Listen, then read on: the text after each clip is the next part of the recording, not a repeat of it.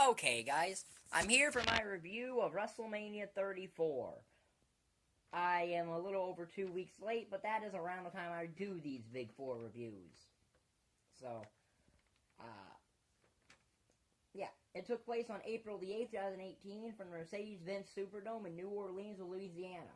We had a 2-hour kickoff show, 5-hour main show, so we had a near 7-hour show.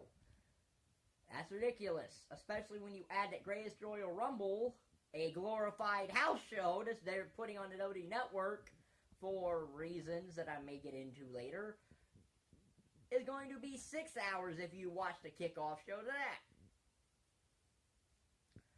Anyway, the pre-match on the kickoff show, you had the Andre the Giant Memorial Battle Royal, which was what it was. Matt Hardy won with the aid of Bray Wyatt, thus forming the Leader of Worlds. Cool, whatever. Then you had the Cruiserweight Championship match, Cedric Alexander versus Mustafa Ali, which will be on the WrestleMania DVD this time. The Hall of Fame ceremony won't, but then again, that was overly long, but then again, that was an overly long Hall of Fame ceremony anyway. So, good match here between Cedric and Mustafa. Cedric Alexander won with the lumbar check. At Greatest Royal Rumble, he's going to face the winner of a Cruiserweight Gauntlet coming up on 205 Live. Because I guess they're saving his match with Buddy Murphy for Backlash, I'm guessing. And then you had, of course, the WrestleMania Women's Battle Royal. This used to be the Fabulous Moolah Battle Royal, but then it got renamed to the Women's Battle Royal, and it was won by Naomi, who I never saw get eliminated. I never even saw her go out of the... I saw her out of the ring. I never saw how she left. So, I guess she was put under the ropes or went between it, but I never... But from the camera angle I could see, I couldn't tell if she was eliminated or not. But good for Naomi. Of course, now you're dealing with a big-time event, the Greatest Royal Rumble, where due to government laws in Saudi Arabia, women cannot wrestle at, cannot compete at. That's a kind of sad situation. Kind of makes the WWE look somewhat hypocritical to do a show over there. But hey, they're getting $20 million on this deal, so you know, they're not going to turn it down. So, the show of properly, the start of WrestleMania, you know, the main show, given that they always say it started at 7 o'clock, meaning that the kickoff show, they basically admit, does not matter. Anyway, it started off with the triple threat match for the WWE Intercontinental Championship. The Miz versus Seth Rollins versus Finn Balor. Really, really, really good triple threat here. Could have been better with giving these three guys, but it was a really, really, really solid match. Great spots. There was a coup de grace on top of Rollins, and it hit Miz at the same time. Rollins then wins the match with his curb stomp after stomping both Balor and Miz. So he wins the Intercontinental title, joins the Grand Slam Club, which is what he's doing a lot lately. I'll get into that when I talk about the Superstar Shake-Up, probably in the next week, because I have some thoughts about that too. But good match here, 3.5 stars. No real problem with this match. So then we had the SmackDown Women's Championship match. A match that I was surprised was actually in the position it was. Because this is a match I think you could have put on a little bit later. As it's Charlotte Flair versus the winner of the 2018 Royal Rumble, Asuka. Very good match here. Solid match. I have no problem with this match. It's a 4-star match. Charlotte wins by making Asuka submit, which is the only real surprising thing about it, is that Asuka lost by submission. That's a surprise there. So, and then, just to really blow this over and to really mess around, a referee runs out and explains something to John Cena, who at least was selling the whole fan angle. He says something, and Cena jumps over the barricade and runs up the guardrail. and runs up and runs to the back. So, Yeah, this was clearly about The Undertaker, as we'll find out later. But this was a, as far as Charlotte Asuka, really good match. Very disappointing finish only because of the submission. So 4 stars. So then we get the United States, a fatal 4-way match for the WWE United States Championship. Randy Orton versus Bobby Roode versus Jinder Mahal versus Rusev. It's an okay fatal 4-way. It is what it is for a fatal 4-way. The problem here is the fact that Rusev is the most over guy in this match and doesn't win it. Bobby Roode, as a face, is not working on the main roster. He desperately needs a heel turn. And Jinder Mahal is what Jinder Mahal is. Jinder Mahal wins with the Colossus on Rusev and becomes the United States Champion to lose it 8 days later. I'll get into that in another video about the Superstar Shake-Up. So, 3 stars, not a horrible match. Next match, another surprising placement match, as it was Kurt Angle and Ronda Rousey versus Triple H and Stephanie McMahon. I was surprised this match was where it was, because this is one of the matches I could have argued could have been the main event to WrestleMania. Because of how heavily you essentially made WrestleMania, you were centering WrestleMania around Ronda Rousey. Ronda Rousey was really good in this match. Now, granted, she had a McMahon to play off. She had a McMahon and 2 of the best in-ring workers the business has ever seen to play off of. But still, she looked still really, really good. They had some interesting spots with her and Triple H, which probably should have been a DQ, given that this was basically a mixed match challenge thing. But Ronda wins by making Stephanie McMahon tap out to her armbar, and her and Kurt win. 4 stars. Probably the best match on this entire show.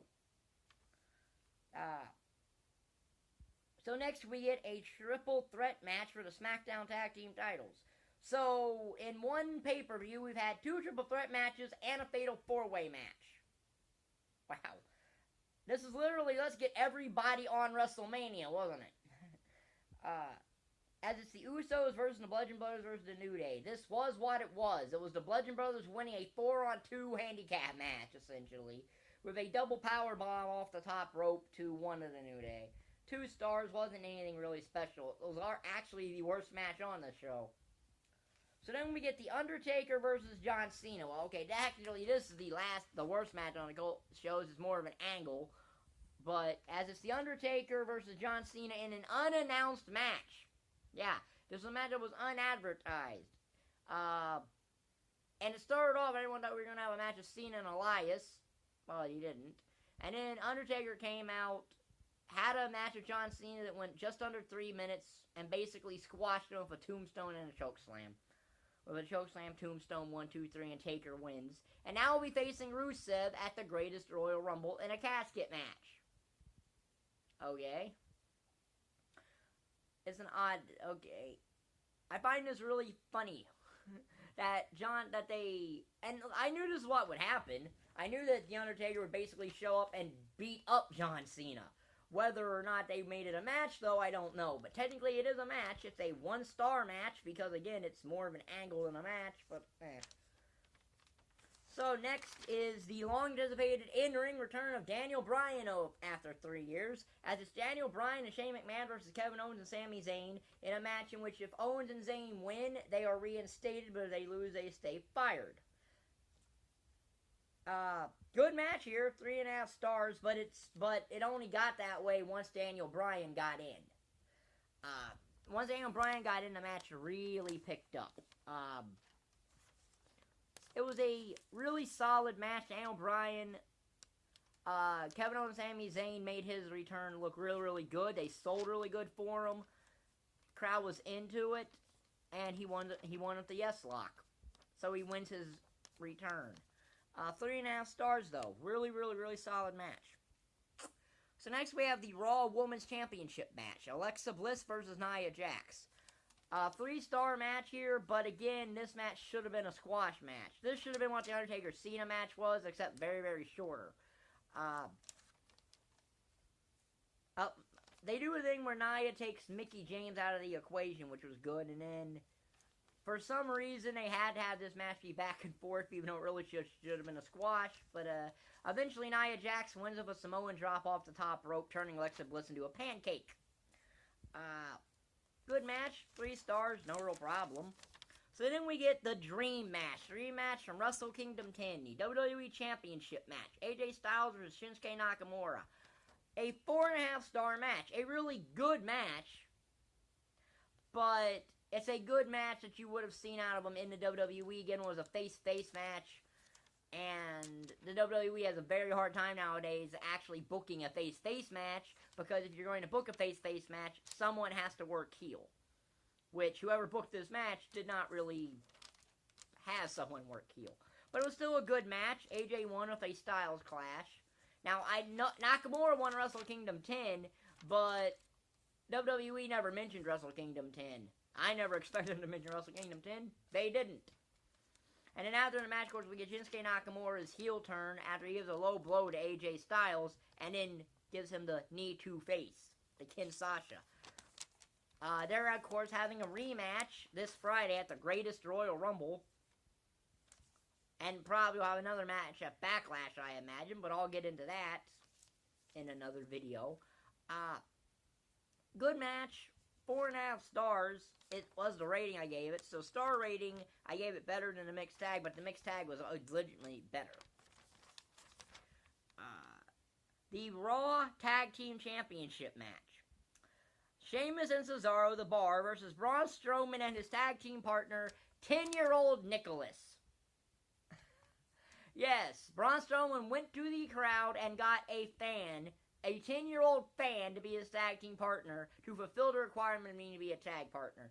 Now, I will say that that is what I predicted they would have him do, because that's really what he should have done. Just find something and just find someone to fulfill that thing. But then they waste everybody's time the night after Mania by having Braun and Nicholas forfeit the tag titles. Because Nicholas is a 10-year-old and has school. They tag Nicholas in just to tag him out, but Nicholas was the most over guy was the most over kid in the Superdome. That is saying something when a 10-year-old referee's son is the most over act on WrestleMania besides Rusev and Braun Strowman. So they beat the Bar. They win the tag team titles. It was a 2.5-star match. It was entertaining for what it was, but what did you expect from this? It was what it was. So then we get what everyone thought was the most predictable match, the Universal Championship match. Brock Lesnar versus Roman Reigns. Not as good as their match from WrestleMania 31 because of the whole, you don't have Seth Rollins cash in as an out. And essentially, this was Brock Lesnar beat up Roman Reigns, beats him to a bloody pulp, and technically he beats him with 6 F5s. 5 that were in the ring, 1 was outside, and took the 5th in the ring to actually beat Reigns. 2 stars. They have a rematch coming up at Greatest Royal Rumble, so they have a rematch coming up at the Greatest Royal Rumble this Friday, and Reigns will most likely win that match, I'm guessing. So, he'll most likely win that match. So, but then again, maybe he won't. I don't know. But then again, maybe he won't. I don't know. 2 stars, though. It had a different finish than anyone thought. So, yeah. So, yeah, that's my review of WrestleMania. It was a better WrestleMania than last year. But was it a good... Well, okay, let me put it this way. It was, of the past 3, it was the best WrestleMania of the past 3. So, but then again, it didn't really have too much to go against. It wasn't as good as the last WrestleMania in the Superdome, but it still was not a horrible show. I enjoyed WrestleMania, even if it was 7 hours long, and should not be 7 hours long. So if you like this video, like button down there, subscribe button is down there. I will be watching the Greatest Royal Rumble event, but I don't know if I'll review it or not. Because to be honest, I only care about the 50-man Royal Rumble for that show. Which is also entirely pointless since there's nothing on the line for this. greatest Royal Rumble. But I will be watching it, and maybe I'll review it. But should I choose to review Backlash, that'll be the next pay-per-view review I do, should I choose to review it. The next video I will do, which will probably be Thursday, will be a look at the Superstar Shakeup. So, thank you for watching, and thank you for watching. Bye.